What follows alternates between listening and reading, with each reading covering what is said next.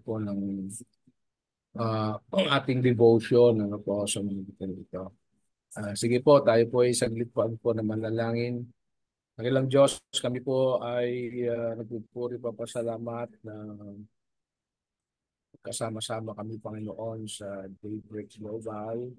At we ask, O Lord, for your presence of your Holy Spirit. Guide us, direct us, empower us, Lord. Inspire us, O God, sa aming gawain ito. At yung word, Lord, na gamitin nyo ang inyong lingkod. Uh, Dalhin ang iyong mensahe, Panginoon, sa bawat sa amin, magitan po ng aming debate for today. Tulungan mo kami na ang devotion ito ay naglagay sa amin sa isang sitwasyon na mangusap sa aming mga buhay, ang mga hamon ng mga salita mo at maging ang salita mo ay patuloy po na magdulot sa amin ng pagpapalakas, pagpapasigla, inspirasyon in the midst of all our situations or any challenges po. Thank you, Father, sa mga pangako ng salita. It is our prayer in the mighty name of Jesus Christ. Amen. Amen. Okay, sige po, basahin ko lang po itong assignment na binigay po sa akin for today, August 22. Yan, basahin ko po itong ating devotion. A New Testament for the Chiltals, thou will show me the path of life. So, si Mariana Slocum, yan po, nasa picture. Medyo nakakuha po ako ng kanyang picture. Mariana Slocum, born in Philadelphia in 1917, was the daughter of Stephen Slocum, university professor. Hers was a good, godly home, she recalls. I cannot remember ever not believing in Christ as my Savior. We were a church-going family. Father asked the blessing at every meal, and each night we had family worship. During her junior year of college, Mariana felt God calling her to be a missionary Bible translator. After completing her education, she began linguistic training in 1940 at the Summer Institute of Linguistics and joined the Wycliffe Bible Translators. At the Summer Institute of Linguistics, Mariana met Bill Bentley, a Wycliffe translator who had been working among the Chiltal Indians of Mexico since 1938. He was a college graduate who had initially planned to go to medical school but had gone to Moody Bible Institute instead. At Moody, he had heard L.L. lectures describe the need of unreached tribes to have the Bible translated into their native languages. Responding to the need, he had joined Wycliffe and gone to the Chiltals. Mariana felt herself falling in love with him, but he didn't single her out for any special attention. Mariana and a co-worker were assigned to the Chol tribe and took up residence at a coffee plantation just a day's hike from Bill Bentley's headquarters among the Chiltals. Since Chol was a Mayan language similar to Chiltal, Bill made the long day's hike frequently to help the two women with their translating. On one trip, Bill brought a large box of cookies for the girls. At the bottom of the box was a large heart-shaped cookie for Mariana. The love was mutual. In February 1941, Bill proposed and Mariana accepted. They set their wedding date for August 30 and planned to hold the ceremony in the Slocum home in Philadelphia. That summer, Bill and Mariana returned to the U.S. for the final week of busy wedding activities. On August 22, 1941, they drove from Philadelphia to America's Kiswick near Toms River, New Jersey, where Bill spoke at the evening service. The next morning, they went up to New York City, where they enjoyed a day of sightseeing hand in hand. That night, on the trip back to Philadelphia, both were exhausted but jubilant in spirit as they talked about their wedding exactly a week away. The next morning at the Slocum home, Bill was late for breakfast. Mariana's father went up to call him but came back alone. Bill had died during the night of an undetected congenital heart condition. He was just 27. Mariana's parents immediately called Cameron Townsend, the head of Wycliffe. In a daze, Mariana asked if she could speak to him. Her voice barely audible, she asked, "May I return to the shelters in Bill's place?" The answer was a resounding yes. Bill was buried in Topeka, and Mariana went on alone to the Summer Institute of Linguistics. Arriving on August 30, the date she and Bill were to have been married. The verse that sustained her was Psalm 16:11. Thou wilt show me the path of life. In thy presence is fullness of joy. At thy right hand there are pleasures forevermore. She returned to Mexico alone. Mariana and her co-workers completed the translation of the first Chestal New Testament in 1956, and at the second in 1965. A leading Mexican magazine wrote that she had lifted an entire Indian nation from barbarism to civilization. Mariana could only say, "Thank you, Lord." Mariana Slocum, a pioneering woman in Bible translation, went home to be with the Lord at the age of 99. In spite of difficulties that she faced prior to the field and while serving in Mexico and Colombia, Mariana never gave up the vision that every man, woman, and child deserve to have the Bible in their own language. Her legacy is an inspiration to men and women around the world. Sa ating reflection, sabi diyan, how do you respond to tragedy? Yan nangyari din katulad kay Mariana. So, how do you respond to tragedy? In spite of her incredible heartaches, Mariana Slocum was able to continue on by holding on to God. Jesus was her Savior and the Holy Spirit was her comforter. They are there for all who believe. I will turn their mourning into joy. I will comfort them and exchange their sorrow for rejoicing. Jeremiah 31:13. So out of this debo po from the history ni Mariana Slocum, sabi natin nga ay nagkaroon ng tragedy, no, sa kanyang buhay.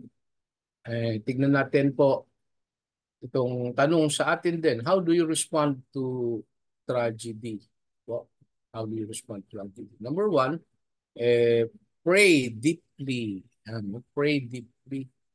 Sabi ni Billy Graham, he said, and I quote, "Prayer is the Christian's greatest weapon." End of quote. Amen? So pray. Prayer is the Christian greatest weapon. Pray deeply sa panahon na tayo po ay maaring dumaan at dadaan sa isang trahedya ng ating buhay. Bilang mga mananampalataya, tayo po ay tumitingin, hinahanap natin po ang Diyos pamagitan ng panalangin. At nagtitiwala po sa kanyang kapangyarihan. Sinasabi sa atin ng kasulatan na ang panalangin ay isa sa ating makapangyarihang mapagkukunan. Amen? So secondly, how do you respond to tragedy? Immerse yourself in God's Word. Katulad ng mga salita na sinabi ni Mariana sa kanyang buhay, nag-sustain sa kanya ang mga salita ng Panginoon. So immerse yourself in God's Word. Kapag naramdaman mo na parang nasasaktan ang iyong kaluluwa mula sa mga balita, trahedya, no, sa tungkol sa masamang gawa o kalamidad, so paano ka nakakahanap po ng kaaliwan? Sabi po dyan sa Kawikaan 35, may kanlungan. No? There is a refuge in the word of the Lord. Sinabi sa atin po ng Biblia, ang bawat salita ng Diyos ay nagpapatunay na totoo. Siya ay isang kalasag sa mga nanganganlong sa Kanya. Amen. Thank you, Lord. You are a refuge through your written words. Pangatlo po, guard your heart. Guard your heart. Sabi po ni Billy Graham, he said, and I quote, grief can kill a person emotionally and physically if not counteracted with God's strength and power. Our personal weakness may debilitate us. No? So, sabi po ng Proverbs 4:23, above all else, guard your heart, for everything you do flows from it. So, tanong, how's your heart today, mga kapatid? How's your heart today? And number 4, and last, care for others. Care for others. Sa Galatians 6:2, sabi po doon, bear one another's burdens and so fulfill the law of Christ. So, mahalagang bantayan po ang ating puso, ang iyong puso. Ngunit, maaari mo ring suportahan ng iba na nakakaranas ng pangalawang trauma o mga trahedya sa kanilang mga buhay. Ang ilan na maaaring dumaranas din ng mga personal na crisis po. So, Philippians 2:4, let each of you look not only to his own interest, but also to the interest of others. Kaya salamat po dito sa ating Daybreak Global at Daybreak International at iba pang mga mapagkukunan natin ng mga pagpapalakas, pagpapasigla ng bawat isa po sa atin sa pag-attend natin ng iba't ibang mga platforms ng buhay natin ay like sa LGI, okay, at mga Destiny Partner Fellowship, ibang mga uh, platform na maaaring tayong lahat po nagiging bahagi para sa panahon na may mga pinagdaraanan na mga trahedya sa iba't ibang parte ng ating buhay, we care for each other, praying for each other, empowering each other. Amen? Mahalaga po yun po, na lahat tayo ay nagmamalasakitan, tinitingnan natin ang mga pangangailangan at interes ng bawat isa. So sabi po dyan, gaano man ang kawalan ng kontrol ng mundo, ang pagkilos at walang pag-iimbot na paglilingkod sa iba ay maaaring magpapahintulot sa perpektong kapayapaan ng Diyos na mapuno ang iyong puso. So let me share sa inyo po itong awiting ito, and then let's conclude with a prayer. Pakinggan po natin itong awiting in moments like this. A place of refuge where they can find rest. rest. May your presence be be a source of comfort, comfort, and your love, and and your love a haven of heaven of quietness, quietness, where the where the storms storms of of sorrow sorrow can be can be stilled, stilled, wounded and the souls wounded wounded souls can find rest rest in you. in you. We We love love you, you, Lord. In In Jesus' Jesus' name name we we pray.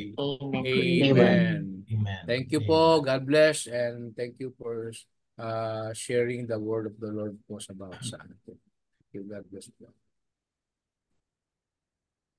Thank you, Pastor Edric, for sharing today's devotion on reminding us to remain in the Lord, immerse ourselves in God's word, and pray in times of tragedy. No matter how huge the tragedies are, God is bigger than our tragedy. So we will now proceed with our intercessory prayers. But let us begin by sharing our praise reports. Sometimes it is more easy to ask the Lord than to thank the Lord. So let us begin by sharing our answered prayers or praise report. Again, regardless of the size or magnitude, I believe God deserves our thanks to Him. So let us finish the statement. I thank you, Lord, for you answered my prayer when. So we will allot 10 minutes. So those who would like to start praising God, just unmute your audio and share and give God all the glory and praise. So who would like to begin to give praises to the Lord, especially in terms of healing, provision? Let us say thank you, Lord. Anyone would like to start? Yes, Pastor Edric, go ahead. Yes po, ako po ay nagpupuri, papasalamat sa Diyos. Regarding po kay Mami Valerie, yung aming mother po ay 88 years old na po siya. And last 3 weeks po ay nag-undergo siya ng mammogram and breast ultrasound dahil meron pong nakita na bukol po sa right breast niya. So, sabi ng doon sa evaluation ay benign naman po, benign. But sabi ng doctor, it's better na matanggal po yung bukol. So, supposed to be mag-undergo si mami po ng clearance na po, laboratory po niya. Pero hinold po yon, na-hold for the meantime dahil meron pong word of knowledge. Nagpa-WK po kami last Monday sa Miracle Night, which kami po ni Beth ay kasama po doon. So, nag-seek kami ng advice and WK. At isa sa mga pina-confirm namin po ay mag-take po si Mami ng herbal for 1 month po kasi may nag-offer po sa amin ng medication, herbal medicine para po sa bukol. Sabi po ni Ate Linda, which is si Ate Linda Flores, ay very effective daw po yung herbal daw po ngayon kasi hindi po yung tinitake ni Sister Pilar. So sabi ko kay Mami, i-hold muna natin Mami yung iyong laboratory at lumabas sa WK na you have to undergo herbal medication for 1 month. Yun po, kasi si Mami po ay, alam niyo naman, pag may sakit po ay medyo aligaga, balisa, to the point na nagkakaroon po ng from time to time, madaling araw nagte-text sa akin, tumatawag sa akin. So ganun po siya, no po. Nung sinabi kong mother, sabi ko for the meantime, i-hold muna natin yung laboratory para sa clearance ng operation. So let's take this yung WK sa inyo na mag-take ng ano po, ng herbal. So I thank the Lord, praise the Lord kasi okay na po siya. Medyo at peace na siya, no. Siyempre dahil pag may sakit ka, ganun eh. Anuhin mo po yun. I praise the Lord and thank the Lord na merong ganung mga WK, word of knowledge, hindi lang po nakaasa sa payo ng mga doktor. At syempre po, yung prayer natin ay isang bagay po na pinagpapasalamat po namin sa aking mami na siya ngayon po ay medyo in peace. Ayan, nakakakain na ho ng maayos, ng mabuti. Amen. At nakakatulog na po ng mabuti. Kasi the past 2 weeks ay nagkasakit, di makatulog, di makakain. Pag yung po nag-text sa akin po, Pastor Dave, no? Pag nag-text sa akin yun, ibig sabihin, kailangan pumunta na ako doon at naglalambing naman ng mga magulang. So, siyempre, bilang anak, no, at to address yung ganung mga immediate na need ng mga parents. So, I thank the Lord na sinusustain si Mami in her age na 88 ay patuloy pa na extend ng Lord yung Amen. buhay niya. At yun po, hingi rin po kami ng prayer sa inyo. The Lord will bless yung pong herbal medicine na yun for 1 month. At yun talaga po sabi ni Ate Linda ay special herbal medicine, especially sa mga bukod. So yun lamang po, yung akin pong pagpapasalamat at pagpupuri sa Panginoon. Thank you, Pastor Edric. Praise God for the guidance through word of knowledge. Sino ba po ang nais magpasalamat sa Diyos sa mga victories, sa mga na-overcome na difficulties or struggle, mga miraculous provision? Pasalamatan po natin ang ating Panginoon. Ako po, yes. Pastor Rory, would you like to share? Opo, ako po ay lubos na nagpapasalamat sa katugunan na ibinigay sa akin po ng ating Panginoon. Alam po natin na sa mga ilang linggo, ako po ay nakakaramdam ng sakit sa tiyan. At salamat sa kagalingan, at saka salamat po dahil kahapon, nung ako po ay umihi, may lumabas na bato sa, sa aking pong ihi. At hindi lang po isa, kung hindi po dalawang beses. Kaya ho, purihin ang ating Diyos na buhay sapagkat talagang nahihirapan po akong umihi nung kahapon. But truly, I thank God, lumabas po at hawak-hawak ko po ngayon yung dalawang bato na napakaliit. At salamat sa kagalingan, salamat sapagkat tunay nga ang Diyos ang siyang ating kasama at katuwang sa lahat ng panahon. Amen. Amen. Truly, God is our Jehovah Rapha, our healer. At meron ka pang proof ng Pastor Rory. Hawak mo pa yung prueba. Opo. Praise the Lord. At talagang in-spare ka sa confinement sa hospital at in-spare ka sa procedure if ever. Amen. Purihin ng Diyos. Purihin ng Diyos. Akala ko i-share mo yung magaganap sa September. Siguro next time. Sino pa po may pasasalamat sa Panginoon? Kindly unmute your microphone and share so that others will be encouraged or inspired. We have less than 3 minutes to praise God. I would like to thank God for answering our prayers because my niece got promoted to become a team leader in one of the call center in Cavite.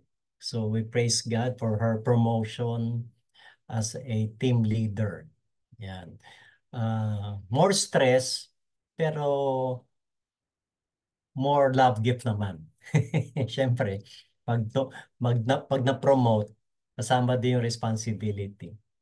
But ganun pa man ay salamat sa Diyos sapagkat pinanalangin niya yun eh. At kami din. At siya ay na-promote. So we thank you, Lord God, for answering our prayers. And of course, we thank God for every day's blessing, new life, and new opportunity to serve Him through this platform, for God's covering us throughout the night, provisions, protection, those who are traveling, wisdom in our decision making. So we thank you, Lord. And so with that, we praise you, Father God. Lord, we give you thanks for answering our prayers, for you are indeed a prayer answering God. And it is always a joy to receive and see your power to provide, to heal, to give, to direct, and to guide. For all these things, we give you thanks in the matchless name of Jesus Christ. Amen and amen. Let us proceed with our prayer blast. For holistic healing, it means healing in our body, soul, mind, and spirit. And continue to claim God's provision to all who are sick. We can approximate, sometimes we are attacked by worries and anxieties because of medicines, professional fees. But the Bible says, through the riches and glory of God, He can supply all our needs. Also, knowledge and expertise to all doctors, therapists, specialists who are attending all our brethren who are undergoing treatment or therapies like chemo, dialysis, radiation, etc. With our prayer is our claim in one of God's promises found in Jeremiah 33 verse 6 that says, "Behold, I will bring to it health and healing, and I will heal them and reveal to them abundance of prosperity and security." You will notice in this verse the words health and healing, not health or healing. Health is the condition. So God will bring us in a condition or a situation that we are healthy. And then healing is the process for us to go to that situation of good health. So both God can bless us in a situation of good health and will bless us in the process of restoring us or healing us. Let us remember those who are undergoing health challenges. If you know their name, just mention their name to the Lord, for God answers our prayer. Together, let us pray to the Lord.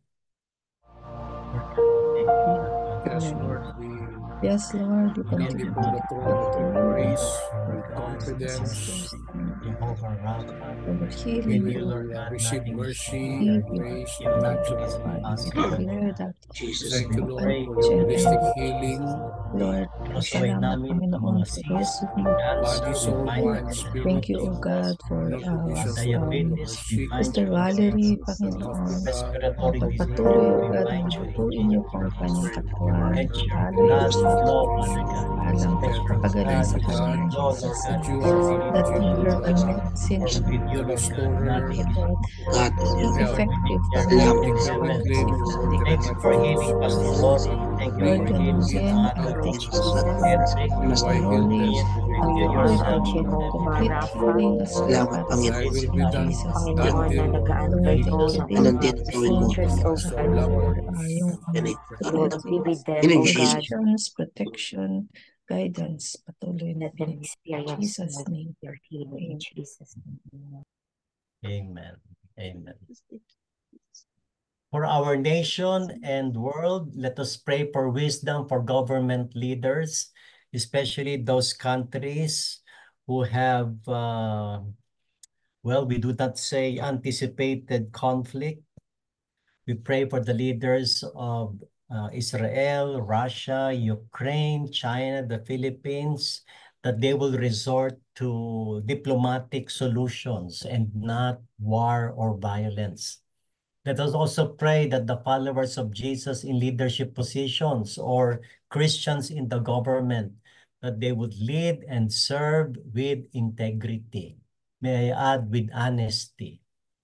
Let us pray for those who protect and serve our leaders and country, that they too will be used by the Lord to preserve peace, genuine peace, that all the citizenry will experience peace.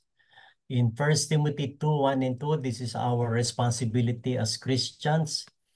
Paul said to Timothy, I urge that supplications, prayers, intercessions, and thanksgiving be made for all people, for kings and all who are in high positions, that we may lead a peaceful and quiet life, godly and dignified in every way.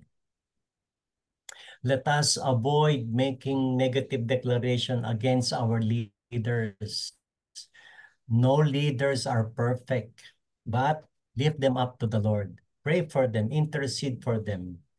You know, it is not an easy task to be leaders of nations. Imagine our own president, President Marcos Jr., for 6 years. He will serve the country for 6 years with different kinds of challenges.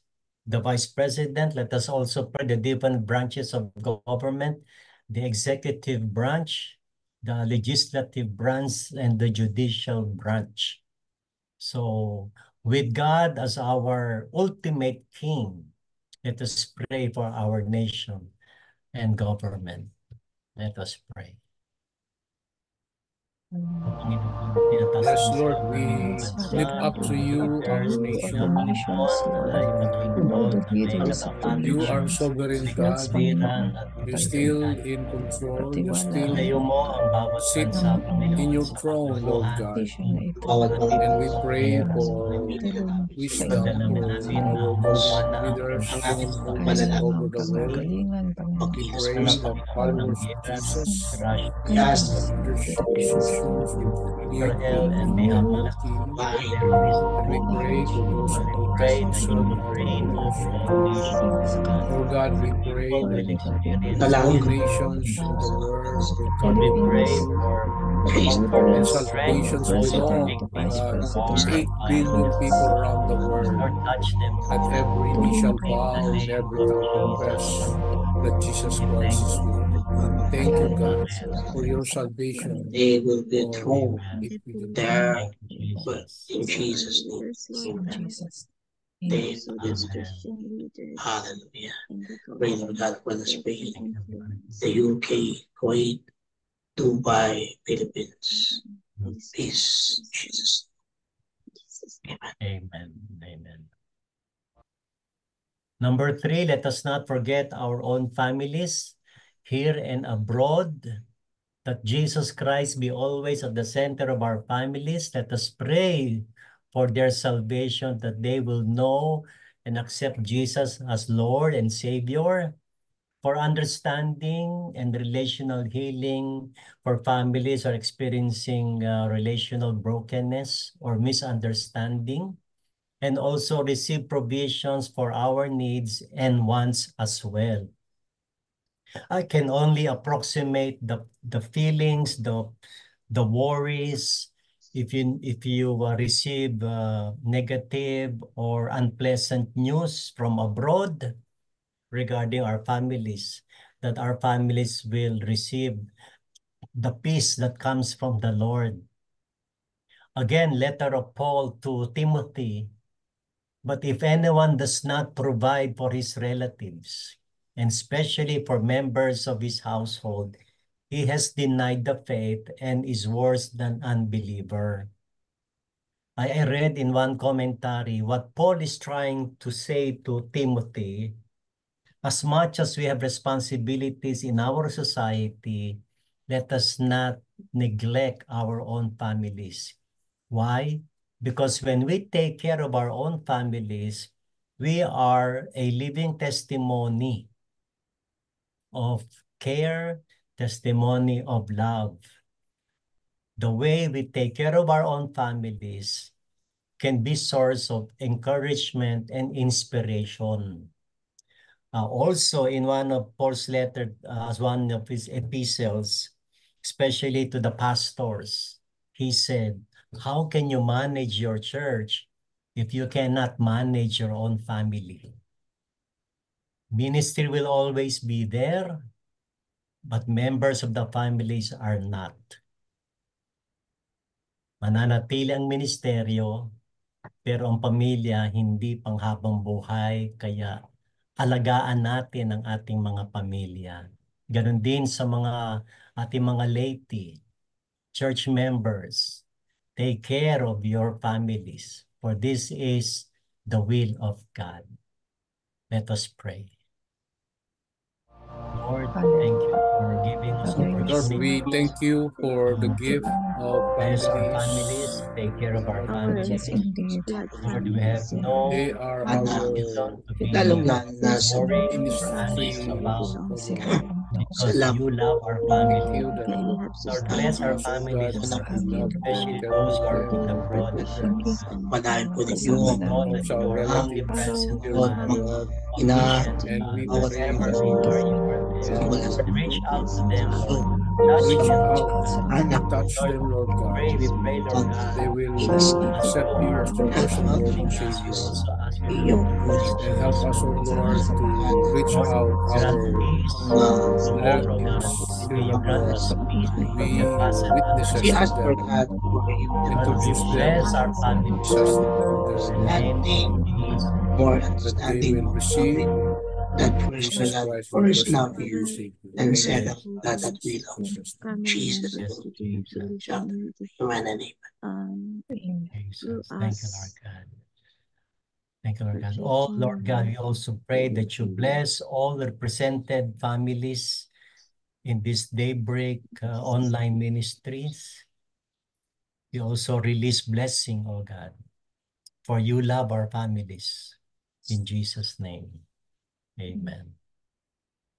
Number 4, let us pray for the outpouring of the spirit of prayer in our hearts, homes, and church, that our petitions will be marked by a fervor or zealousness or excitement and deep desire. Zechariah 12:10a says, "Then I will pour out the spirit of grace and prayer on the family of David and on the people of Jerusalem." Yan.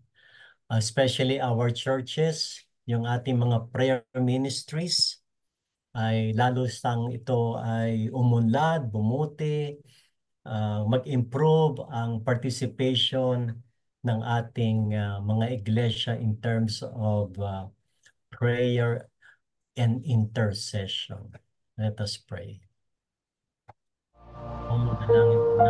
Lord, we pray for the outpouring of the spirit of prayer to every families, Tuloy po kami lumalapit sa inyo. church, Filipino society, O God. Let prayers be the agent of changes around the world. Ang kapangyarihan ng panalangin, O Diyos, ang siyang nagbigay ng tunay na pagbabago, O Diyos, sa buhay ng bawat mga pamilya, Iwas gobyerno, and every age in society, Lord. We declare and we release Zechariah 12:10, and I will pour out spirit of grace and prayer on the family of David, people of Jerusalem, to all our families, our nation. Thank you, God. In Jesus' name. Jesus' name. Amen. Yes, indeed, Lord God. May our lives be marked with zealousness in prayer. In Jesus' name. Today is Thursday, so one of the pillars of society is media. I got this from the internet. Media is in different forms: newspapers, internet, television, radio, and magazines. Because the media is a powerful instrument for change with vast potential for good or ill. Printed broadcasts and online messages shape our values and culture, often influencing important social and political issues. So let us pray for wisdom and insight to those working throughout media. May they always seek to communicate with integrity and truth. Let us pray that public opinion will increasingly resist portrayals of violence and other inappropriate content. Let us pray to be more active in commenting on this and commending what is good. I heard last night that there's going to be a movie to be released, I think today. And I pray and I hope that the Christian community will make a protest kasi may papalabas na Filipino movie. Ang title ay Dear Satan. No, I have not seen the promotion na i-share to sa Miracle Night. Ang title ay Dear Satan. At according to the person na nag-share, natunga siyang kilay ko eh. Yung daw movie, papakita daw yung good side ni Satan. Sabi ko, ha? Wala namang good side si Satan. Kaya nga siya evil.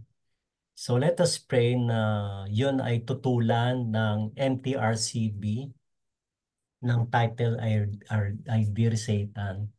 And particularly, please join me in prayer that God will raise more Christian producers. No? Mapapansin nyo na may kalungkutan. Yung 700 Club, yung mga Christian program sa TV, ang oras nila ay 12 midnight.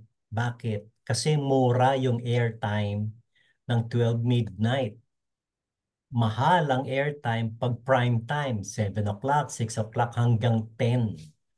So let us pray na maraming mga milyonaryong Kristiyano na mag-produce ng mga Christian TV program na po na magising ang mga milyonaryong Kristiyano na mag-produce kahit na 30 minutes or 1 hour na Christian or Christian values program. So let us pray, let us storm heaven na mag-raise up si Lord ng mga Christian producers and directors. Lord, we pray, Father God, that you will raise up Yes, Lord. destiny We pray, helpers. Father Lord, we lift Sama-sama up to in you para just mag-produce ng Christian Hawakan mo. one of the television pillar program. fighters ng media, Lord, the Lord. lahat sector may of mga media Christian and also Pray, God, billionaires, Lord God, O Diyos, para po matapatan, Panginoon, yung mga prime time influences program, Lord moral God. mag-produce Pray for the values sponsors, ng Panginoon. palakas, Ganun pa man, ng Lord God, I ang pray na palataya. Lord, television, cancel o stir up matuloy yung pagpapalabas ng Lord sine. God, the radio.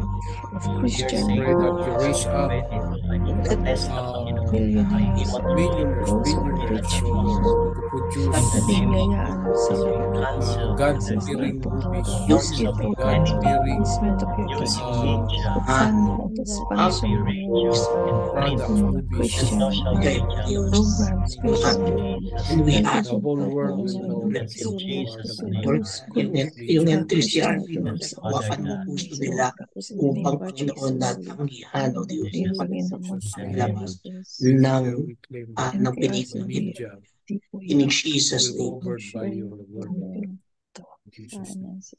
Thank you, Holy Spirit, for reminding me to pray and bless the Far East Broadcasting Company, that this Christian broadcasting company will thrive, will continue to grow, expand. Lord, we pray that you bless it, oh Lord God, with many programs via radio, and Jesus. also Philippine Bible Society, United Bible Society, and all Bible societies in the world, as they continue to translate, write, distribute Bibles around the world, especially distributing Bibles in far-flung countries, villages, and tribes. Lord, we also pray, Lord God, yung pong AM station dito sa Pilipinas, yung 738, every Sunday, of which si Pastor Girly Bangunan ay isa sa mga anchor. Lord, we pray na yung Christian segment na yon ng AM Radio 738 ay, Lord God, gamitin mo as your instrument. Lord, we pray that you use us, Father God, in that platform to share your gospel, just like what you already used Pastor Chris, Pastor Cookie, Pastor DJ in that program every Sunday. Lord, thank you for these blessings in Jesus' name. Amen. And we are now on our Day 16 in our 40-day prayer and fasting in preparation for the Global Methodist Church convening General Conference to be held in September 20 to 26 in San Jose, Costa Rica. For today's prayer focus, let us pray in unison.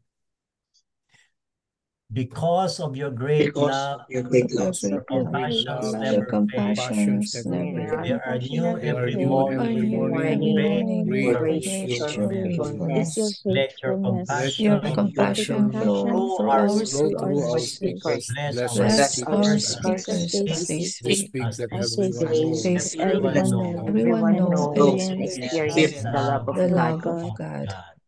in In Jesus' Jesus' name. name, thank you, Lord Amen. God. Amen and Amen. amen, Lord God.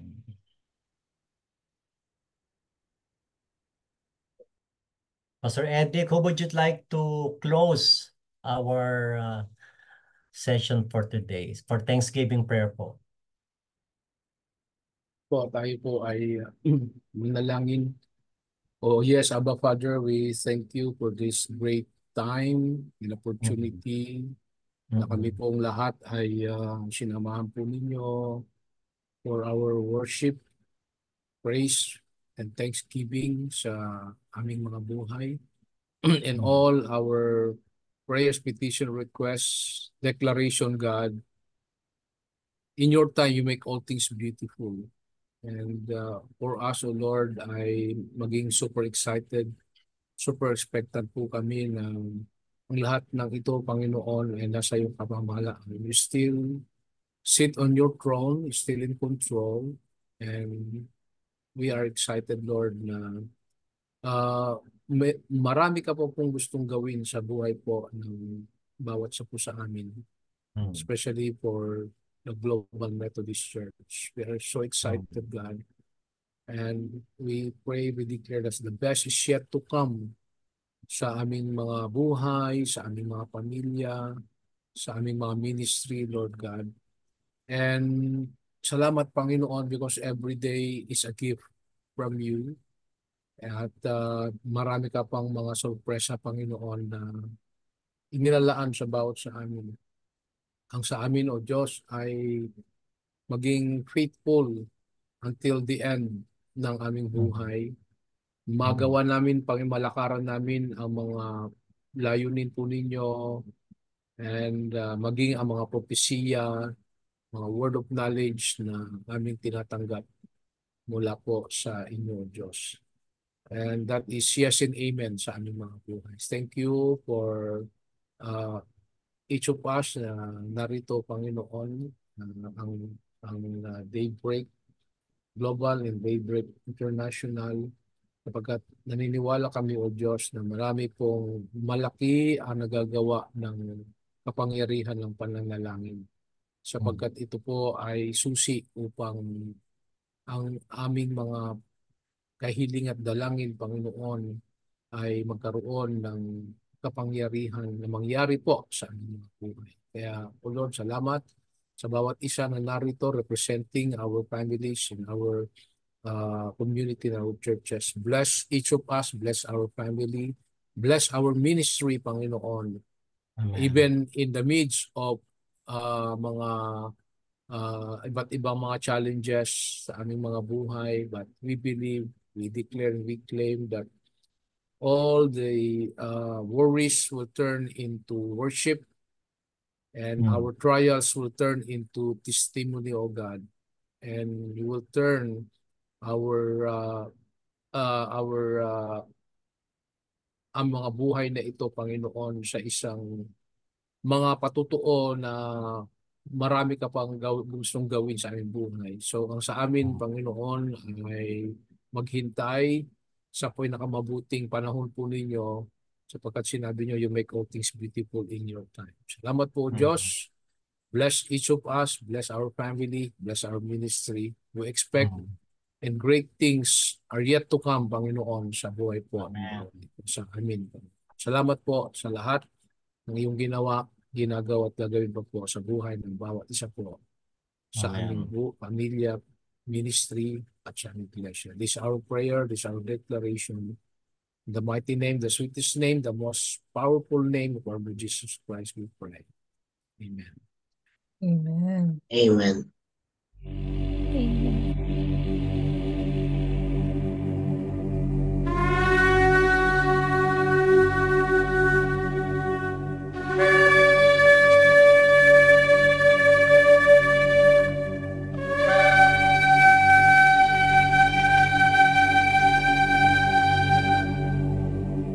יברכך אדוני וישמרך. יאר אדוני פניו אליך ויחונקה. יישא אדוני פניו אליך וישם לך שלום. The Lord bless you and keep you. The Lord make his face shine upon you and be gracious to you. The Lord lift up his countenance upon you and give you peace. Amen. Amen. Amen. Amen. Amen. Amen.